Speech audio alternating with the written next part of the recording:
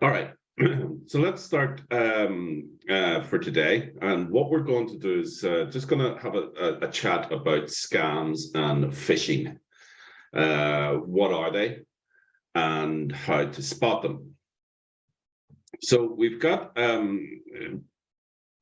basically on today's class, then we're going to, as I said, look at the scams, phishing, how to spot a scam. And also then how to recognize phishing.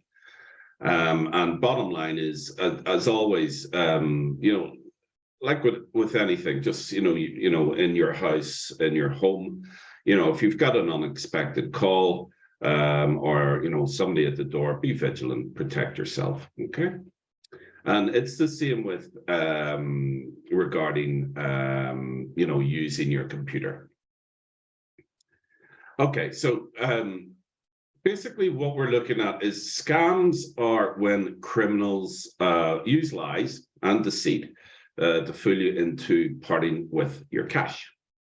You usually get nothing in return and you can lose a lot of money. As scams are getting more sophisticated and difficult to spot, so we're going to look at how it's important to know what to look for. And there are some signs that really should set alarm bells ringing when you see these signs. So always beware of the following situations. Something which sounds too good to be true normally is. I know that's an old cliche, but it works. If you have something that was sent to you and going, wow, what a deal on that, double check it. Really go online, have a look. Go to the actual company itself online. Okay. If you're contacted unexpectedly by a company, so if it's a company that you've never used before, and suddenly, you've got this, they're calling you. Then you just want to be aware of what's happening here and whether it could be a scam. If you've been asked for personal or bank information, absolutely. There's pretty much nobody there that is legitimate will ask you for this information unless you have called them and are willing to make a purchase and they require for example, card details, etc. And also, if you're kind of not given long to make a decision, so if somebody's on the phone and they're pushing you, you feel pressured into making a decision immediately, take a step back, put the phone down. If it's legitimate, they'll call you again. Even if it's not legitimate, they'll try and call you again. But if they are continuing to pressure you, just back off, say no.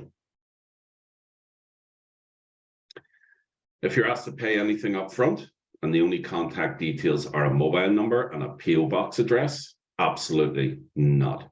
Do not even entertain this. If you are being asked for services and to pay anything up front, just make sure that you can get a landline number. Or if it is, I know some companies just use mobile numbers these days, but they'll always have a contact address. And, pretty much they should have some sort of profile on a website. You want to just, check them out. Give yourself some time, a couple of days, just to research that company and make sure that they're legit. If you're called repeatedly and kept on the phone for a long time, could be a scam. With regards to what can happen here is whenever you're called, you pick up the phone, excuse me, in the background, they can actually redirect that line and it starts charging you. So, just ignore the numbers. If you don't recognize a number, just don't answer it. And also, if you're asked to keep quiet over anything at all, that's them trying to avoid being caught out. So when it comes to banks, you need to really know that banks, building societies, utility companies, lottery organizers, law enforcement, or any kind of statutory body will never, ever ask you for payment in vouchers. They will not ask you to transfer money over the phone to a different account. So, you know, these are all going to be situations where if you're being asked any of these, you know that it's not a legitimate company. If they ask for a part of your PIN code, never will a bank. Well, sometimes what they'll do is they'll ask for the third and fourth digit, or the first and fourth digit. That I haven't seen as often now, because there are other ways of banks to confirm that it's you. So, you know, asking for a part of your PIN code, I would tend to, you know, back off from that. If they ask for remote access to your computer or your mobile device, again, what is the reason? Why do you need access to this? There is no reason at all why anybody would want to access your computer or your mobile device. It's yours. Okay. Ask for money for a free gift, an administration fee, or as part of a promotion. No. Again, you know, these you know, legitimate companies will never ask for that. Threaten to arrest you over the phone in a letter or email for not paying a fee? Absolutely not. There is nothing that says that, in as far as I know, in any law, that you know, somebody can threaten you over the phone in a letter or an email for not paying for something. You know, if you haven't paid for something and somebody's chasing you for the money and they're legitimate, they'll send you a letter and they will give you your statutory rights. They will not threaten you. Anybody that contacts you and asks you to go to the bank or building society to transfer money, absolutely no. Do not do this. Okay. Any of these, you know, statutory legitimate bodies will never ask you to do that, and especially not to transfer money to outside of your account. So when it comes down to the scam, or how to recognize scams, if in doubt, use the scam test. Okay, and it's S, which seems too good to be true. C, if you're contacted out of the blue in any way. A, if you're asked for personal details. Again, there's no need for anybody to ask you for personal details. And definitely M, if money is requested.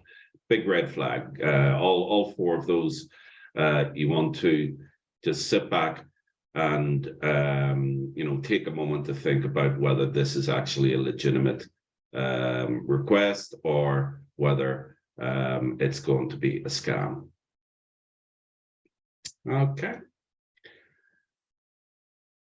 Okay, so let's continue here, and we'll go through to then phishing. And phishing is it's when basically those criminals use fake emails. They can use fake emails, they can use social media posts, or they could, you know, direct message you, primarily with the goal of luring you into clicking on a bad link, or on a link that is going to be very damaging to you. What that link will do then is possibly, or more than likely, download a malicious virus, or if they ask you to download an attachment, that could be a malicious attachment, or a bad link there as well. If you click on a phishing link or a file, what happens is that you unwittingly could be handing over your personal information to the cyber criminal. So what it does is when you click on this link or you download the attachment, it contains a code that is recognized by the operating software. Bearing in mind that all operating softwares have code, it will not know whether this code is damaging to you or not. It just takes the code and it does what it's told. So whether that code is code that is endangering or is trying to get money from you, or is endangering the quality of your system, your computer's not going to know that. Okay, it just basically takes code and it acts on that code. So that's what this phishing is, and that's what these cyber criminals are doing. They've created a code that your computer recognizes and wants to follow. Your computer or your mobile phone or any other device that you have there, tablet. Excuse me. So what it does is then within that code then will say, I want to gather this information from this computer, and I then want to send it to this location. So what it's doing is it's basically gathering up as much information that you have, whether it be passwords, personal information, contacts, and then sending them to cyber criminals. And depending on how the cyber criminal wants to use that information, it really is, depends on what it's worth to them. If it's a large company, they could then go back to the company and say, right, guys, if you want this information back, we want this amount of money. But in a lot of cases, if it's just something that you've clicked on, all they're looking for is to glean off information, and contacts, banking information, passwords, that type of thing, so that they can then gather up money or information through either your banks or sell off your contacts to marketing companies. So a phishing scheme basically can also install malware onto your device as well. Okay, and that malware then will continue to operate in the background. So when you look at an email, or you're looking at an internet page or a social media post, or if you've got a direct message through some form of social media, does it excuse me, ask yourself, does it contain an offer that is too good to be true? Okay, again, similar to the scam. All right, if it's too good to be true, it's likely that's what it is. Does it include language that's urgent, alarming, or threatening?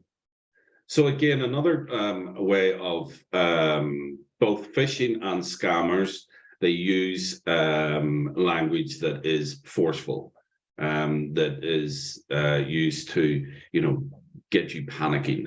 And when you start panicking, you start making bad decisions.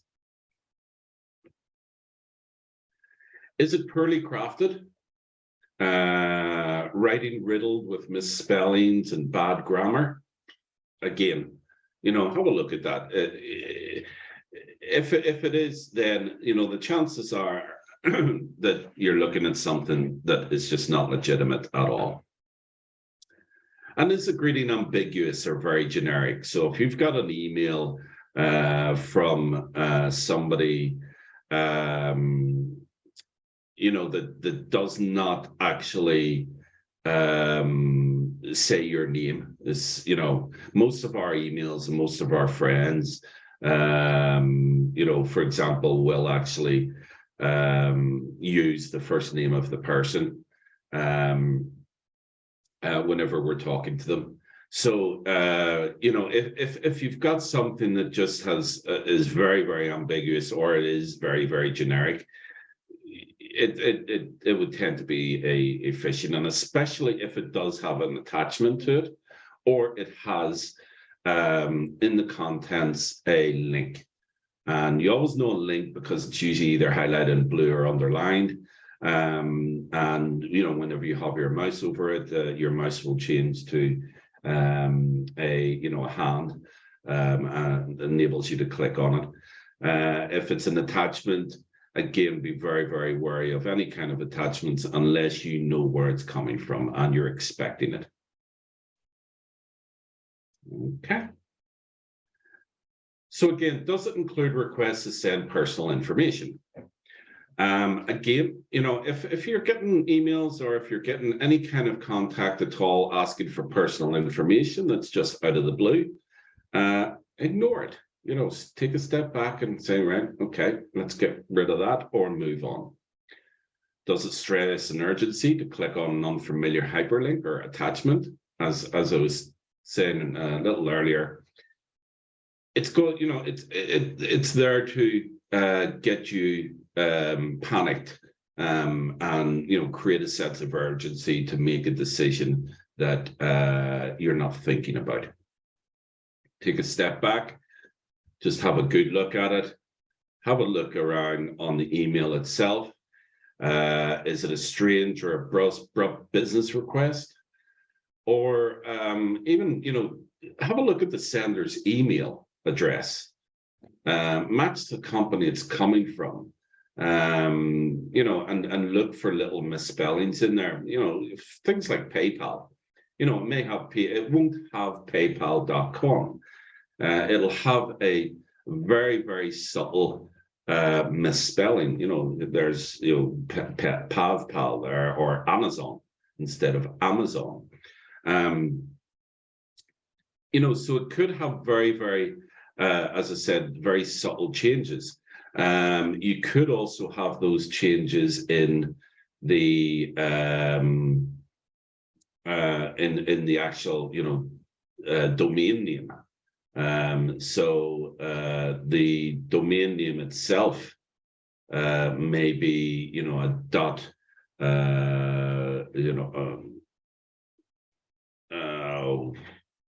.amazon or .amazon, or it could be, it just may not be the same as your normal domain name that you would expect to have, like a .com or a .co.uk. So just double check those, have a look at those email addresses, and if you're also getting an email that looks as if it's coming from a friend, and you didn't expect it, and it says like dear Ms. or dear Mr. or it's a friend and it looks like a friend's email address, double check the email address. Or even, pick up a phone, go on to WhatsApp, or go onto the social media that you're connected with that friend and say, did you send me an email? Chances are, if they didn't, then it means that their actual system has been corrupted and it's generating code to send itself out to other people so that it can expand. Very much like a virus, and that's what viruses do. All right, so we're going to just close up earlier than normal today. We've gone through everything here. So just what's next? You can go ahead, chat in the lounge. You can It's open then for the next 30 minutes. You can find related classes by clicking Explore. Do check your email for class notes, and also there's going to be a feedback link in the email. Please do click on that, give us your feedback, and you can share your experience at Facebook, Twitter, and also send us an email there at social@getsetup.io. Brian, thanks very much, buddy. Appreciate everything.